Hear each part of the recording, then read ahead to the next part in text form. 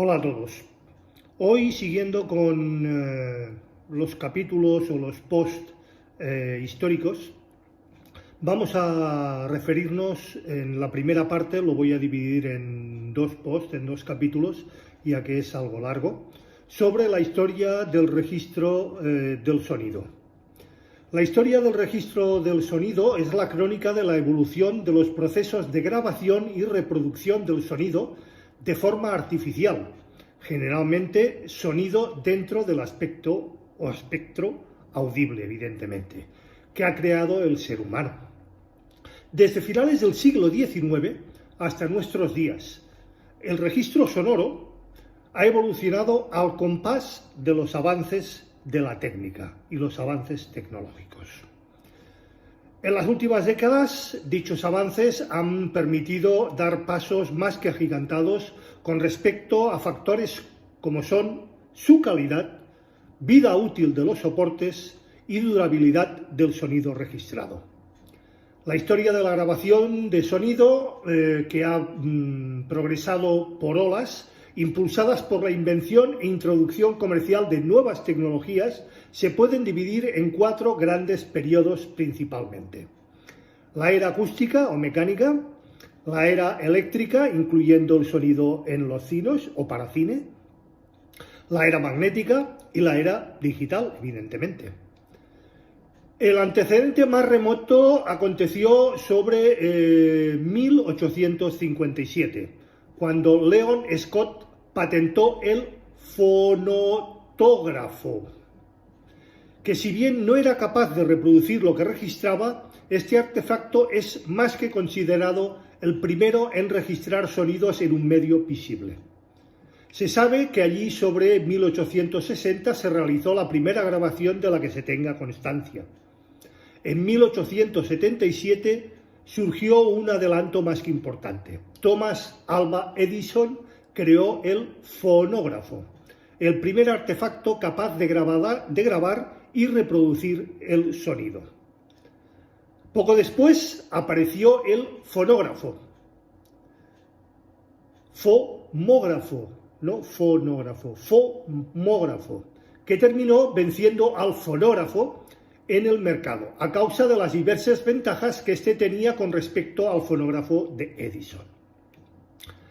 A finales de los años 40 aparece el archiconocido por todos nosotros disco de vinilo, que representa la nueva tecnología del microsurco y la velocidad de 33 revoluciones por segundo, o por minuto, perdón, logrando una mayor duración y calidad del sonido en el registrado.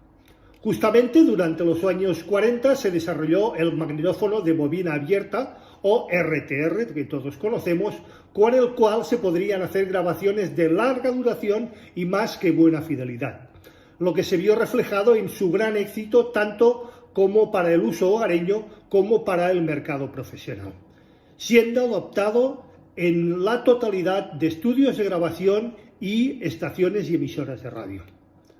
Usando exactamente los mismos principios que el magnetófono, Philips en Europa desarrolló el cassette compacto, un grandísimo éxito comercial, puesto que era más portátil, económico y pequeño en comparación con los sistemas de cinta abierta o RTRs. Durante las décadas posteriores se inventaron y comercializaron un sinfín de soportes basados en el compact cassette, como el microcassette, el minicassette, el cassette, el VHS, el DCC, el mini DV, el DV, el DAT, entre bastantes otros. En 1979 se produjo uno de los inventos más revolucionarios de la historia del audio, del sonido y de la alta fidelidad, el disco compacto o CD. Fue el primer formato digital para audio y con el paso del tiempo terminó desplazando prácticamente del todo hasta su resurgimiento al disco de vinilo y también, por supuesto, a los cassettes. En 1986, los científicos Pop y Grill Brandenburg comenzaron a desarrollar el formato por todos conocidos que es el MP3. Años más tarde, allí sobre 1995, Brandenburg lo usó por primera vez en su propio ordenador. Y hoy en día es uno de los formatos más usados para la transferencia de música, muy empleado tanto en reproducciones o reproductores autónomos como en teléfonos móviles y como en otras muchísimas aplicaciones. Grabación acústica mecánica. El fonautógrafo. Fonoutógrafo. Cabe recalcarlo, por no confundir términos y nombres. La primera invención conocida de un dispositivo capaz de grabar el sonido fue el fonoutógrafo, invención del francés Léon Scott, patentado el 25 de marzo de 1857. Este podría transcribir sonido a un medio visible, pero no tenía ningún modo de ser reproducido después. El aparato consistía en un cuerno o un barril, el cual recogía las ondas sonoras y hacía de membrana, o hacía como una membrana, a la que estaba atada una cuerda. Cuando llegaba el sonido, esta vibraba y se movía y el sonido podía grabarse en un medio visible. El fonautógrafo o el fonautógrafo era considerado como una curiosidad de laboratorio para el estudio propio de la acústica y de sus características. Era usado para determinar la frecuencia de un tono musical y para estudiar el sonido y el habla. No se entendió hasta después del desarrollo del fonógrafo que la onda grabada por el fonautógrafo era, de hecho, una grabación del sonido que solo necesitaba de un medio de reproducción adecuado para sonar, evidentemente, y ser escuchada por un usuario final, o por un usuario o por un oyente. Un equipo logró tener acceso a las grabaciones del fonautógrafo de Léon Scott, que estaban guardados en la oficina de patentes de la Academia des Sciences Françaises. Escanearon el papel en relieve con un sofisticado programa de ordenador desarrollado años antes por la Biblioteca del Congreso de los Estados Unidos. Las ondas del papel fueron traducidas por el ordenador a sonidos audibles y, por lo tanto, reconocibles. Uno de ellos, creado el 9 de abril de 1860, resultó ser una grabación de 10 segundos de muy baja fidelidad para poder ser reconocida, de alguien cantando la canción popular francesa Au clair de lune, en la versión de Pierrot Répondit. Este fotoautograma es la primera grabación de sonido conocida, y así como la primera grabación que es empíricamente posible de reproducir o reproducible. Muy anterior a la grabación de un reloj parlante de Frank Lambert y a la de un concierto de George Friedrich Händel realizada por la compañía Edison, que datan de aproximadamente 2-3 décadas después, respectivamente. Ya en 2008, estudiosos de la historia del sonido estadounidense lograron reproducir por primera vez el sonido grabado por el dichoso fonautógrafo. Fonógrafo y gramófono. El inventor estadounidense Thomas Alva Edison anunció la invención de su primer fonógrafo el 21 de noviembre de 1877. Mostró su dispositivo por primera vez 8 días después. Lo patentó el 19 de febrero de 1878. También al poco tiempo patentó el megáfono.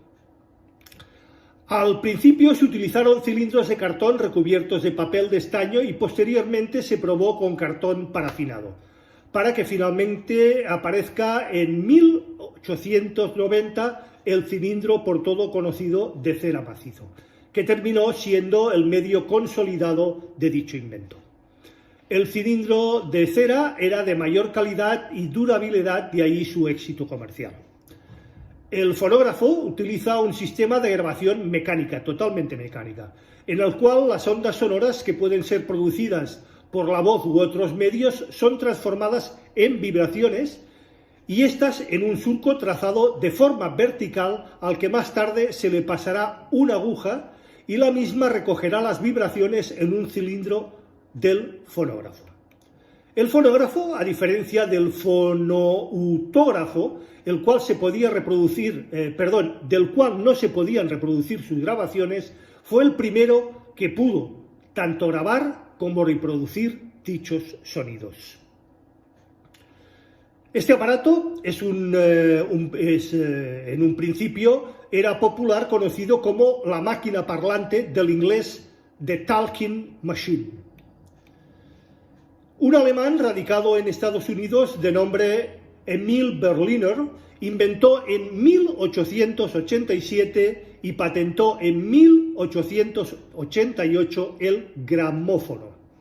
Este nuevo artefacto e invento se trataba de un plato giratorio, un brazo, una aguja o púa con una bocina y un motor de cuerda al cual giraba a aproximadamente 80 revoluciones por minuto. Ya nos empieza a sonar. Al principio los fonógrafos usaban motores a cuerda, los cuales no eran capaces de controlar la velocidad constante de aproximadamente 80-78 revoluciones por minuto. No hasta la llegada de los motores síncronos, evidentemente. En principio no hubo una velocidad universal aceptada por todos, y las diferentes empresas fabricaban discos que funcionaban a diferentes velocidades. Un auténtico caos. Sin embargo, las principales compañías discográficas finalmente acordaron un estándar de facto de 78 revoluciones por minuto. Aunque la velocidad real difería entre los Estados Unidos y la mayoría de países del mundo como consecuencia del ciclaje de la corriente alterna. En Estados Unidos, como es ya conocida, es de 60 Hz, mientras que la mayoría del resto de países es de 50 Hz. De ahí su diferencia. La velocidad específica era de 78,26 revoluciones por minuto en Estados Unidos y de 77,92 revoluciones por minuto para el resto. Al principio, los discos que vendía la compañía Gramophone de Berliner usaban la ebonita, goma endurecida, y lo que ellos denominaban como vulcanite, empleados en la medida experimental de 5 pulgadas. Pero se comercializaron durante un periodo extremadamente muy corto, ya que era un soporte meramente experimental. En noviembre de 1894 aparecieron los discos de 7 pulgadas. Sin embargo, los discos de goma endurecidos no tenían el sonido tan fiel como el del fonógrafo, y esto producía su baja comercialización. El sello Columbia Records fue el primero en introducir al mercado discos con ambos lados grabados en Europa, solo para Europa. El fonógrafo acabó imponiéndose absolutamente sobre, el fono terminó imponiéndose sobre el fonógrafo, por el menor coste de producción de las grabaciones destinadas a este dispositivo, dado que a partir de un único molde original podrían realizarse, y de hecho se realizaban y se siguen realizando, miles de copias. Mientras que para grabar cilindros en masa se necesitaban varios fonógrafos grabando dichos cilindros. También el mecanismo del gramófono era más sencillo, barato y tenía mayor duración. Por esas razones, este permaneció y desbancó y desplazó totalmente al fonógrafo. Sin embargo, el fonógrafo tuvo, por un lado y por algún tiempo, una gran ventaja con respecto al gramófono.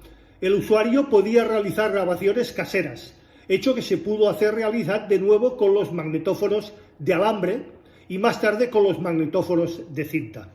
Este último con un más que gran éxito comercial. El gramófono utiliza un sistema de grabación totalmente mecánica, al igual que el fonógrafo, el cual con las ondas sonoras se transforman en vibraciones mecánicas, que hacen mover una aguja la cual traza surcos que conforman una espiral sobre la superficie de discos metálicos que han sido tratados químicamente. En forma inversa, al recorrer el surco de un disco con una aguja, se generan vibraciones mecánicas, las cuales se transforman en sonidos emitidos por la bocina. Si bien el principio de grabación era el mismo, la forma de grabación difiere sustancialmente en algunos aspectos. El fonógrafo realiza los surcos de forma vertical, de forma de arriba a abajo, cuando el gramófono lo hacía lo propio de manera horizontal, de forma de izquierda a derecha. Recordemos que el formato de 33 revoluciones por minuto apareció en 1929. Al reducir la velocidad, dotaba al disco, evidentemente, de mucha mayor duración. En su momento, este nuevo formato tuvo poca difusión y poca aceptación debido a la Gran Depresión de 1929. En 1945 se desarrolló lo que hoy conocemos como el microsurco.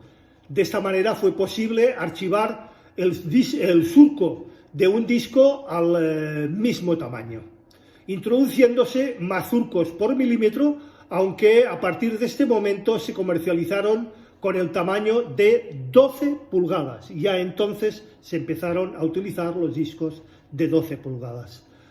Los discos tienen unos 10 surcos por cada milímetro aproximadamente, gracias al microsurco y a la velocidad de 33 revoluciones por minuto. Los ahora llamados discos de vinilo alcanzan aproximadamente los 40 minutos de duración y una más que buena calidad. Aproximadamente en 1934 aparecieron los discos que hoy conocemos como discos de acetato. Estos permitían una grabación rápida, la cual no necesita de ningún tratamiento químico, ni anterior ni posterior.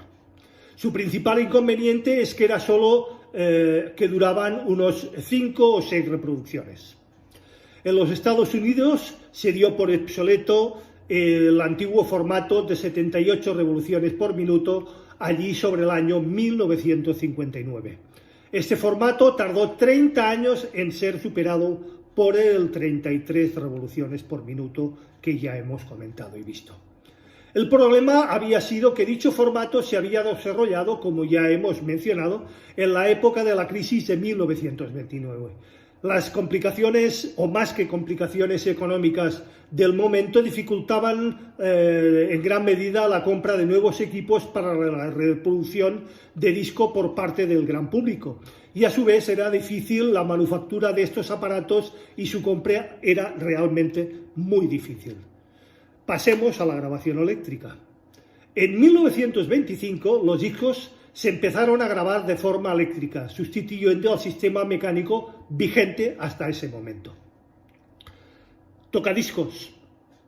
Ya he comentado ampliamente en otro post sobre sus diferentes tecnologías, ventajas e inconvenientes. Os recomiendo que lo veáis. El tocadiscos apareció por primera vez en 1925, justo cuando aparecen los primeros amplificadores a válvulas. También hemos hablado de ellos, y de su historia y de su evolución. También recomiendo su visionado.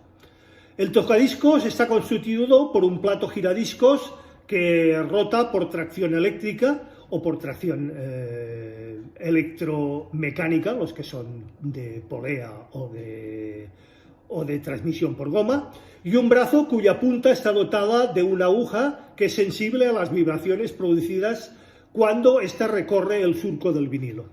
Las vibraciones se transforman en una señal eléctrica mediante la cápsula, en principio utilizando un efecto piezoeléctrico, las llamadas cápsulas cerámicas, y más tarde mediante la cápsula magnética con una bobina e imán en su interior entregaban una señal más débil pero de mayor o ampliamente mayor fidelidad. La salida de la cápsula va evidentemente a un amplificador, el cual mostrará lo registrado en el disco a través de los altavoces conectados al mismo. Las cápsulas magnéticas necesitaban evidentemente de un preamplificador adicional con la correspondiente corrección, entre ellas las diferentes que también vimos en un post y la más que conocida corrección RIA. Para tener el control del volumen de la reproducción, mantener y manejar los sonidos graves y agudos, el plato constantemente gira a 33 revoluciones por minuto, logrando una mejor calidad, evitándose el efecto de lloro.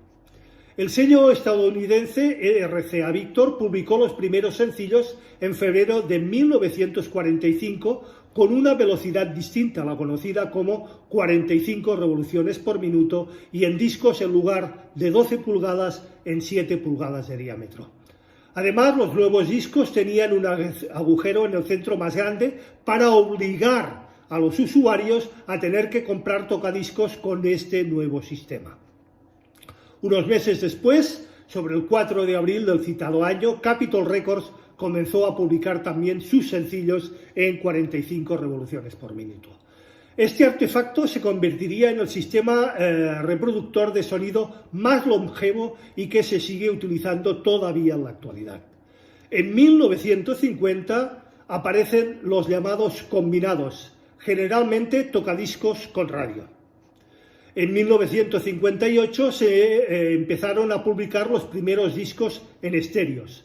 Hablaremos en un siguiente post sobre la historia del estéreo. Medios para la grabación. Transductores. Un factor elemental para el registro del sonido son los transductores electroacústicos, aunque en la época de los fonógrafos y gramófonos aún no eran muy requeridos por el medio, ya que estos aparatos eran puramente acústicos. No obstante, los transductores sí eran requeridos en el campo de la radiodifusión y de la telefonía. Precisamente en este último campo, Alexander Graham Bell patentó en 1876 el primer equipo para transmitir sonido de un sitio a otro, el archiconocido teléfono. Gracias a este invento se lograron importantes avances tanto en micrófonos como en altavoces, como en el resto de tecnología latente y patente para la transmisión, registro y reproducción del sonido a través de los sistemas telefónicos. La Bell Telephone Company había adquirido los prototipos y la patente del micrófono del alemán Emil Berliner. Otro alemán, Ernst Siemens, en 1877 patentó el primer altavoz. El año siguiente fue inventado el micrófono de carbón por David Edgar Hughes. En 1970, Juan Bertagni inventó lo que se llama el plano sonoro, un nuevo tipo de altavoz que, además de ser más compacto que los tradicionales, permitía un sonido más omnidireccional. Bien, pasemos a algo ya más cercano y más conocido por todos, las válvulas termoiónicas.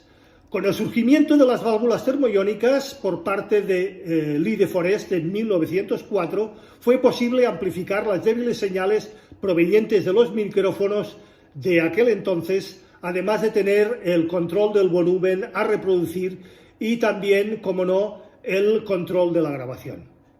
Ahora, los gramófonos se les podía incorporar un amplificador valvular para poder escuchar de forma más conveniente y más potente su música. También se podía amplificar las señales de una radio de galena, por aquel entonces. El medio de amplificación valvular fue el dominante en el registro y reproducción de sonidos durante muchísimas décadas. Este fue sustituido únicamente por los transistores. Bien, pasemos a los transistores. Un gran avance en el campo de la electrónica y por ello en el registro del sonido también fue la invención del transistor allí en aproximadamente 1947, desarrollado por los laboratorios Bell en Estados Unidos. Si bien tuvieron que transcurrir más que varios años para empezar a implementarlo en este campo, posteriormente sería un elemento más que imprescindible y daría lugar a una más que gran revolución tecnológica.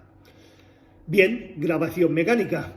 Cuando Thomas Edison patentó el fonógrafo en 1878, como hemos mencionado, el sistema de grabación magnético se empezaba a gestar, siendo Oberlin Smith el primero en realizar experimentos con el registro magnético.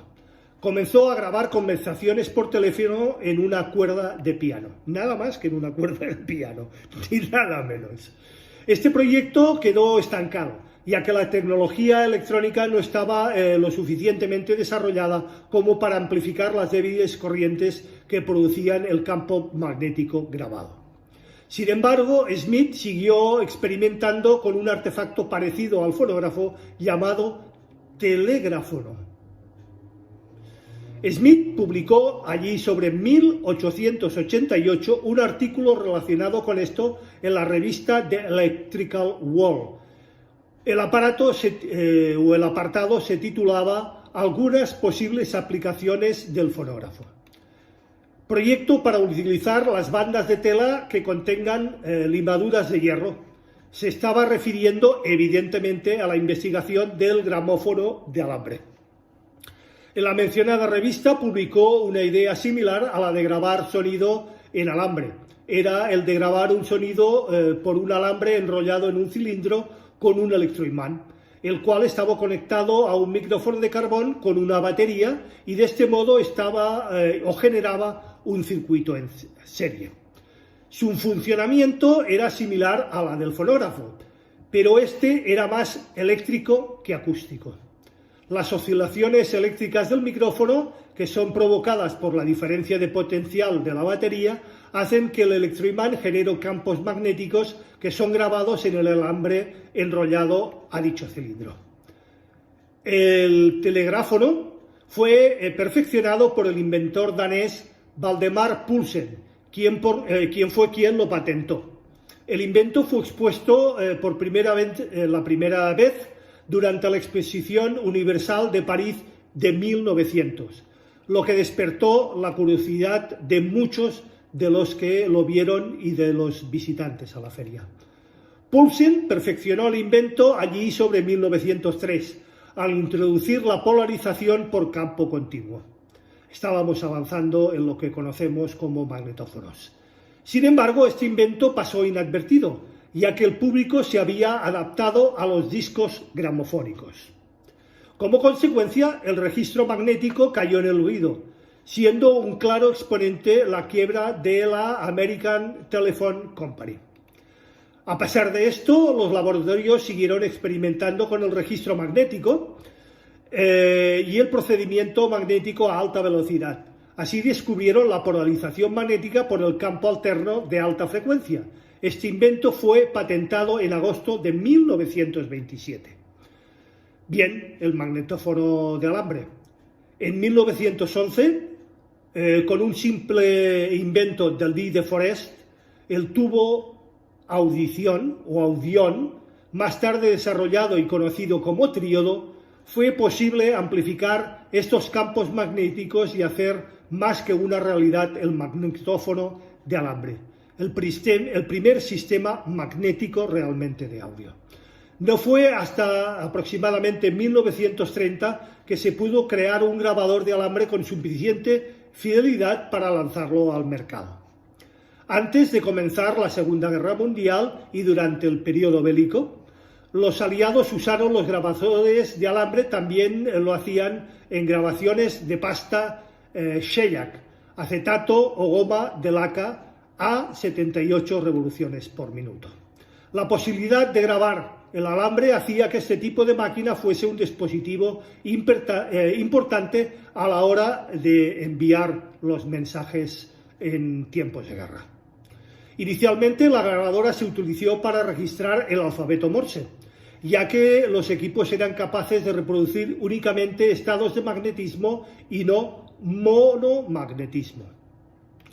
Más tarde fue posible grabar sonidos más complejos. Las versiones militares fabricaban el alambre con material antioxidante, particularmente añadiéndole cromo, pero las versiones civiles no. Y por ello, en poco tiempo, el óxido se encargaba de destruirlas y dañarlas completamente. Era un problema de costos y de competencia. La grabadora de cinta ya estaba en el mercado para su uso comercial. Aunque el alambre solía enredarse y romperse, la manera más inmediata de repararlo era simplemente anulándolo, aunque debía de ser de una forma muy particular, y esto era imposible de hacer con las cintas de grabaciones modernas. Bien, pasemos al magnetófono de bobina abierta o RTR. En 1928, el alemán Fils Plaushomer solicitó una patente similar en cuanto al principio del grabador de alambre. Este utilizaba tiras de papel o material plástico recubierto con sustancias polivarientas. Una de las primeras máquinas industriales basada en los principios de Paulsen fue construida por el alemán Steyl, quien fundó la compañía Telefon Patent Syndikat. El soporte empleado era un hilo de acero al cobalto de 0,2 milímetros que se empleaba a una velocidad de 1,2 metros por segundo, polarizando por un campo continuo. Pero esta máquina ofrecía resultados extremadamente pobres. Mucha distorsión, además de un importante y reconocible ruido de fondo. En 1930, AEG, Allgemeine Elektrizitätsgesellschaft, no sé hablar el alemán, en Berlín decidió iniciar el desarrollo de la máquina magnetófono, basado en los principios de Fritz Plaumer, y en 1932 este otorgó los derechos para su uso a la mencionada AEG. La empresa alemana comercializó los primeros magnetófonos de alambre en 1933. Ellos querían desechar las cintas de papel recubiertas de óxido de metal porque se deterioraban con muchísima rapidez. Por ello se asoció con la firma química alemana IG Frank-Industrien, IG Flambe, filial de la multinacional química y superconocida alemana BASF, Verditch, Anilin und Soda Fabrik. Insisto, no se habla alemán. Para desarrollar una cinta de forma más que conveniente y de forma apropiada. Estas cintas plásticas eran mucho más ligeras que las anteriores de papel sólido, lo que permitió que se fabricaran magnetófonos mucho más pequeños y menos costosos. La cinta constaba de una lámina de acetato de celulosa como material de soporte, recubierto a su vez por una laca de óxido de hierro como pigmento magnético y acetato de celulosa como emulsionante o multinante. La empresa BASF en 1934 ya había producido unos 50.000 metros de este nuevo tipo de cinta. El magnetófono K1, desarrollado por Telefunken AEG, y la cinta magnética manufacturada por BASF fueron presentados al público por primera vez en 1935 en la Exposición Radiotécnica de Berlín. En 1936 el juzgado de Alemania canceló la patente de Plaushomer, puesto que su idea era recubrir una cinta con polvo de hierro que se había patentado anteriormente por Waldemar Paulsen en 1898 y en 1899, por lo que Paulsen se descartó como el inventor de la grabación magnética. El magnetófono K1, como hemos mencionado, fue el primer modelo en sustituir el alambre de acero por la cinta de acetato de celulosa. Al año siguiente, los ingenieros de BASF registraron la sinfonía número 39 de Wolfgang Amadeus Mozart durante la visita a Alemania de la Orquesta Filarmónica de Londres, con más que buenos resultados en dicha grabación. Paralelamente, el 23 de noviembre de 1934, un inventor argentino, Fernando Crudo, patentó el fotoliftófono, un sistema de registro sonoro que grababa y reproducía sonido en papel imprenta, con la intención de facilitar y a muy bajo costo el acceso de la grabación al público y a la música reproducida. Este invento fue el primer en utilizar el tipo óptico analógico. El invento fue presentado en varias ciudades de Europa, despertando un gran interés en lugares como por ejemplo Londres. La compañía inglesa Marconi se fusionó con Steel, lo que generó la creación de la Marconi Steel en 1934, destinado mucho después a ser la BBC. A finales de 1930 los magnetófonos fueron empleados por emisoras alemanas para grabar con anterioridad sus programas, evitando así los posibles errores en las transmisiones en directo y anticipándose a la tendencia actual de la transmisión diferida en los programas de estaciones y emisoras radiofónicas. La aparición del magnetófono supuso una auténtica revolución técnica en el ámbito de la radiodifusión, pues permitía, además de la captación de los sonidos, su inmediata reproducción. El aparato consistía en un grabador de acero de un ancho de 3 milímetros con un espesor de 0,08 milímetros a una velocidad de arrastre de 1,5 milímetros por segundo por delante de 3 cabezales de borrado, de registro y de reproducción. Es decir, los 3 cabezales no se inventaron después de los dedos, evidentemente, sino muy anteriormente, y los dedos se utilizaron simplemente por economía. Este equipo, los circuitos amplificadores de registro y de lectura, están construidos por circuitos correctores, dando una más que notable mejoría a toda la condición de grabación y reproducción de sonidos. La empresa BAF hizo la primera grabación pública usando un magnetófono AEG de cinta magnética en 1936, con un concierto de la Orquesta Filarmónica de Londres, como hemos dicho, en su visita a Alemania. La grabación tuvo lugar en el propio salón de conciertos de la empresa BAF en Wilhelmshaven el 19 de noviembre de 1936. Sir Thomas Beecham dirigía la orquesta que interpretaba la sinfonía número 39 de Wolfgang Amadeus Mozart. Los resultados fueron francamente decepcionantes debido a la baja calidad de este nuevo artefacto. AEG tuvo que hacer muchas modificaciones y modificar y mejorar su artefacto para evolucionar y perfeccionar estos inconvenientes. En 1941 se obtuvieron mejorías en la relación tanto de la señal como la reproducción drástica de la señal ruido y de la distorsión. Se logró utilizando campos alternos de alta frecuencia para la fase de borrado y la polarización magnética del medio de registro. A partir del citado año se fueron desarrollando diferentes procedimientos y sistemas magnéticos en todos los campos de información: grabaciones sonoras, memorias magnéticas, registro de imagen y de sonido, cadenas de medición y automatismos de manutención. Los primeros magnetófonos de aficionado para el uso hogareño aparecieron allí por 1950 y eran de bobina de cinta abierta. El modelo comercial de magnetófono más difundido fue el más que archiconocido Revox. También aparecieron los magnetófonos para estudios discográficos, mediante los cuales se eliminó el proceso de grabación directa de audio sobre discos de acetato. Consistían en una base de aluminio, como hemos visto, recubierta de laca negra o de cera rígida. Este proceso aseguró una mejor calidad sonora, como lo demuestran las reediciones de material de audio de esa época en soportes digitales actualmente. Evidentemente a través de remasterizaciones y de remasterings. Para principios de los años 50, Bing Crosby Enterprise se convirtió en el único distribuidor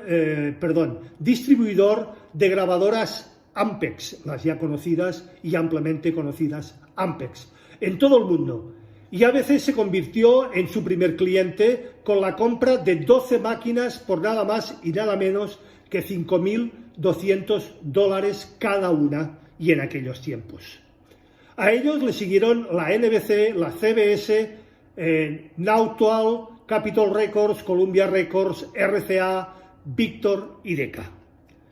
En 1950 las ventas de grabadores de alambre y de cinta ascendieron a unas 100.000 unidades. En 1951 de 110.000. En 1952, con los grabadores de alambre prácticamente fuera de escena y del mercado, las ventas fueron de 150.000 unidades. En 1953 se vendieron nada más y nada menos que 200.000 máquinas, mientras que al año siguiente las ventas subieron en unas 25.000 unidades más. Y ya para 1955, año del nacimiento del rock and roll, se vendieron nada más y nada menos que 360.000 magnetófonos de bobina abierta. Precisamente la revolución del rock and roll coincidió también con el estallido de la alta fidelidad, experimentada por los laboratorios Bell desde la década de los años 1930 con el sonido en estéreo, separado evidentemente en 2 canales. Y esto es todo por hoy, que no ha sido poco. La semana que viene continuaremos con la segunda parte. Como siempre, quedo abierto a cualquier duda, pregunta, aclaración, cuestión o sugerencia por vuestra parte, que también, como siempre, será más que puntualmente respuesta. Recordad, si os ha gustado, dadle al like, por favor. Hay muy buenas visitas y muy buenos comentarios, pero muy pocos likes. Compartid el post, ayudáis a crecer al canal. Suscribiros si no lo estáis ya, evidentemente. Y acordaros de darle a la campanilla gris para que YouTube os avise de cualquier novedad dentro del canal. Gracias y nos vemos el próximo viernes con la segunda parte de la historia del registro del sonido. Y como siempre, en A las 8 estrenamos. Hasta entonces, feliz y musical semana. Nos vemos.